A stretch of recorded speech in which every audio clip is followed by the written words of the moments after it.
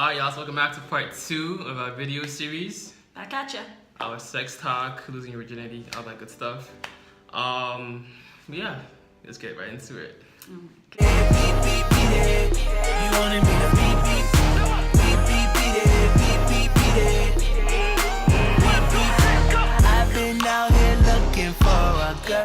Alright, so welcome back to another video. Make sure y'all subscribe, like the video, dab on that subscribe button. Hit them folks on that like button. Stop it. I appreciate you. What's your opinion on casual sex and one-night stands? Have you ever had one? Okay, alright. So for me personally, I've never had a one-night stand per se. No, you don't. Because I'll go on a date first, and then by the second date, if we smash, we smash. Yeah? Yeah. How well has that worked out for you in the past? I mean, like, what's your success rate? Like, ballpark? But see, numbers are actually like so like. Okay, percentage. 20%. 20%. How many dates have you been on? I've gone on a lot of dates. Yeah, and how many of those end in sex? 20%. No! How many times have you had sex? Okay, so out of 100. Yeah. Because Owolabby goes on a lot of dates. 100 dates. Let's say I talked to 100 girls. Okay. Okay. Then out of 100 girls, about 30 might actually like you might end up going on a date with. Yeah. And out of the 30, I guess more 10%, like 5 or 10 of them we end up smashing. Okay. So 10%, more than 10%. So how many people have you had sex with in the past? In the past? Yeah. Like my body count? Yeah. My body count. What's right your now kill count? Like 8. What? Oh my god, guys, I am blown away right now because the last time Owolabby and I talked, he had smashed once, and this was when we met at. The main thing, the reason why it's high is because once you did it the first time, you just I went very demoralized. Oh my god! I went off that week. Yeah. Like 2 weeks, I guess. With like. But then ever since then, it's been like I've been chill. Okay, alright. But that was the main. Cool. Alright. So anyway, the question. Man, we haven't talked about this in so long. I'm so upset. This is the first time I'm finding out about this. Alright. What's your opinion on casual sex and one-night stand? Okay, gotta collect myself. Alright, I think that casual sex is an amazing thing.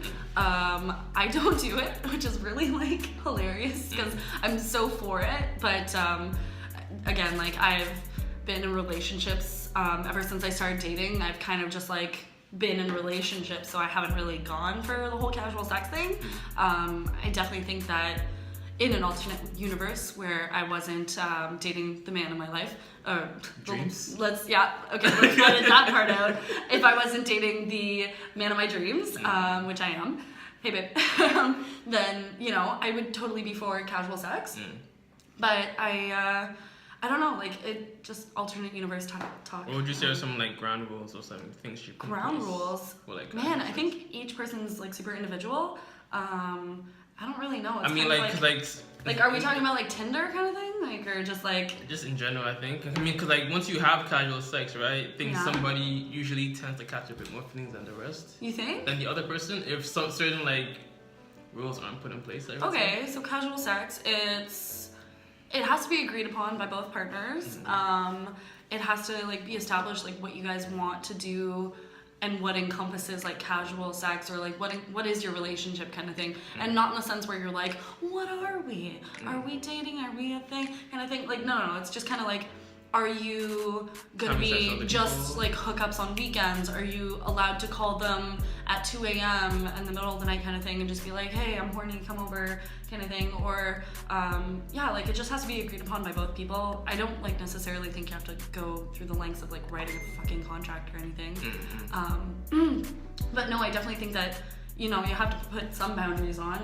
If all you want is straight like just sex kind of thing, then go on dates. Yeah, because then some of you guys start catching feelings for each other. A lot of people out there that just have casual sex, they do lead the other person on sometimes. I feel because like you guys aren't only upping your sex game and like getting into that kind of stuff. You're trying to practice your moves, and that can be misunderstood and like misleading, and I fucking hate people like that because, or like if you want to do that, that's fine, but like make sure the other person understands like, yo, I'm a little bit of a flirt kind of thing. Don't misunderstand me. My intentions are pure, just not pure, but like purely sex kind of thing. So yeah, just make sure the other person knows exactly what you want, or else it could end really terribly and ruin a perfectly good casual sex relationship. Yeah, like, you know what I mean? Yeah. Next one is how to be body confident during sex. I think it's more so for the girls, but the guys, as long as you guys are having sex, he doesn't really care. That's not true. Really? Disagree. Yeah. How to be body confident during sex? Yeah, no, I disagree with your point that guys are mostly, you know, as long as you're there, you're confident. Fuck you, no you're not. You guys project all your insecurities on women, and it fucking sucks because then we have to play mom to you, and we have to be like, no honey, you're the like most, you know, handsome guy. You're the biggest boy I've ever had. No, fuck off. I hate guys like that. I don't know, a lot of, okay, one of my exes, not gonna say who, you know who you are, he was definitely, you know, insecure about his body type and also about his penis, because like, you know, he had average to slightly below average penis size, and he had a slightly above average body size, so the two mixed together, he had been bullied his whole life kind of thing about it, and you know, it was just like really hard for him to be comfortable, and like I was his first, so I basically had to play mom for him and reassure him constantly like, no, you're the only guy that I like, or like that I love, because I was dating him for a long time, and it got like really annoying at times because, you know, you love this person so much and you want him to, you know, see himself the way you see him, and not that like, you know, yeah, thank you, but like not in the sense that I ever had a problem with his body shape or the penis size. Like definitely could have been bigger, but it could have been smaller, which is like, it's fine, it didn't have to be, but no, it was kind of like, I wish that he had been a lot more confident in his appearance, and not just so much like his face, because he was like, oh yeah, my hair looks on fleek today kind of thing, but like no, I wish he would have been like, oh, like, you know, I'm feeling my arms today kind of thing, and it would have been a lot more sexy if he was a lot more confident. And again, that brings us back to confidence is sexy, so always so how do you be body confident? How to be body confident? I look at myself in the mirror when I'm naked, just whenever I have a chance. And even when I'm feeling like really down on my body size and stuff, or like if I'm having like a really bad couple of months, like let's say I haven't worked out in a month and I feel really low kind of thing, because at the beginning of the school year I was working out every second day, and I felt like fucking awesome, I felt empowered, I felt hot, I felt, you know, just, you know, strong in general. I was weightlifting, I was curling 25s, I was like, hey, I'm a strong girl, I'm a strong independent woman. I look at myself in the mirror when I'm naked and, you know, just admire certain qualities of myself that I am confident about, and really focus on those things. And even if like I have bigger hips kind of thing, which I do, apparently my body wants me to pump out 100 children, and I'm like, no, I'm not ready, no thanks, but my hips are, so I'm often really self-conscious about that, but I just kind of remind myself that a lot of people, you know, have other ishes that they only wish that they could have hips like mine or something like that, you know? Or like, you know, when you have rolls, and I have them right now when I'm sitting down. I'm not gonna show you because that defeats the purpose of body confidence. I'm confident in the fact that I have rolls right now. To remember that if you really are not happy with your body, then there's healthy ways that you can change it.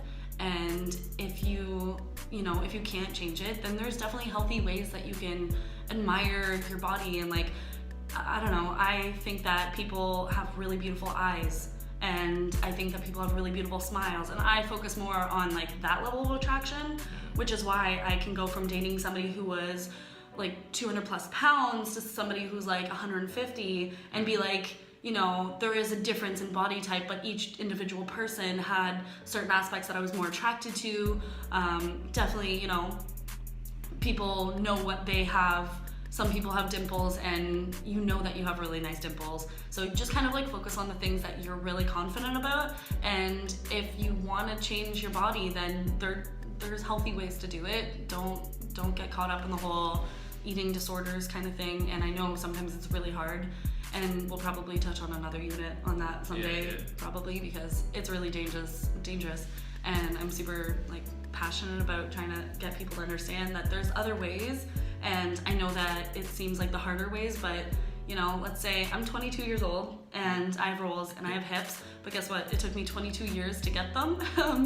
And it's gonna take longer than 3 weeks to get rid of them. So just remember there's no quick fix, and just love yourself, look at yourself in the mirror naked. The fact that you're even having sex shows that the person's attracted to you. Absolutely. And you know, even if not, then there's definitely kind of things that you can do. Just look at yourself in the mirror, tell yourself like 5 things that you like about yourself, and obviously if you have problem areas like I do when I feel self-conscious about my hips, then do something about it. And you know, you can definitely accept the way you are, and you can love yourself. And if a lot of the times, if you're a bigger person, then you can love yourself for being a bigger person. If you don't want to change your body, fuck them haters. You don't have to change your body, absolutely not. But if you do want to change your body, and let me clarify, then only if when you want to change your body, you should do it in a healthy manner. But if you don't want to change your body, and if you're happy with the way you are, then girl or boys, you already have self-confidence, so you're good.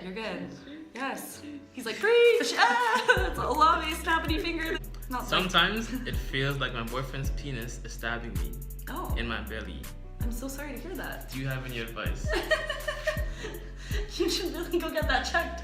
Why is your boyfriend's penis stabbing you in your belly? Answer the question. Where did you get this question? Okay. No, I definitely, when your boy or man is a little bit more well endowed, like mine is, rip if his parents see this, then, you know, sometimes it can feel in certain positions like it's kind of stabbing you in the stomach. First of all, if you're really concerned about it, I suggest that you go see a healthcare professional about it. Definitely always, you know, make sure that everything's all right to start off with.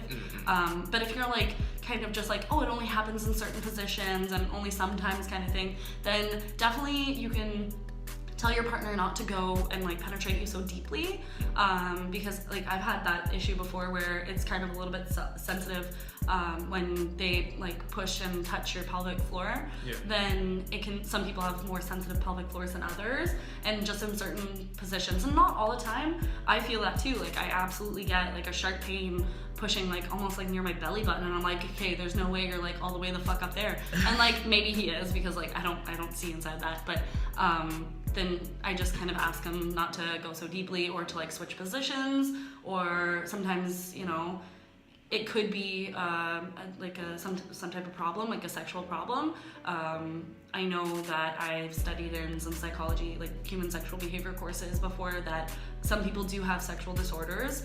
And like for men, it can range like anywhere from penile erectile dysfunction to like other things where they're just not, they can't get a boner like with a partner or something like that, you know? But like they can't get boners just with partners, instead of like when they're masturbating, they have no problem with it. So sometimes it has to do with their confidence and like that kind of stuff. But for women, they can actually have some really like traumatic disorders for themselves too, or you can have like a really shallow pelvic floor, and that can fuck you up sometimes, or you know, they might just be really big, and in which case like you can try and use some more lube, or you know, at the end of the day, just if you're really concerned about it, and if it happens constantly and it's stopping you from like living out your sexual life properly, or like without any actual problems, then definitely go see healthcare professionals, because they know the best. So that's my, you know, advice. But what were you, did I not answer the question? That was good. Yes, I have experienced it before, but it's only sometimes, and you just ask them not to go so deep and use more lube or something like that. So yeah, that's for me anyways. Alright, let's look up for part 3 of our Q&A, sex Q&A. About to go through all the juicy questions and whatnot. And for a girl like you, so already settled down and loyal to you. You got your eyes on me. had his eyes on you.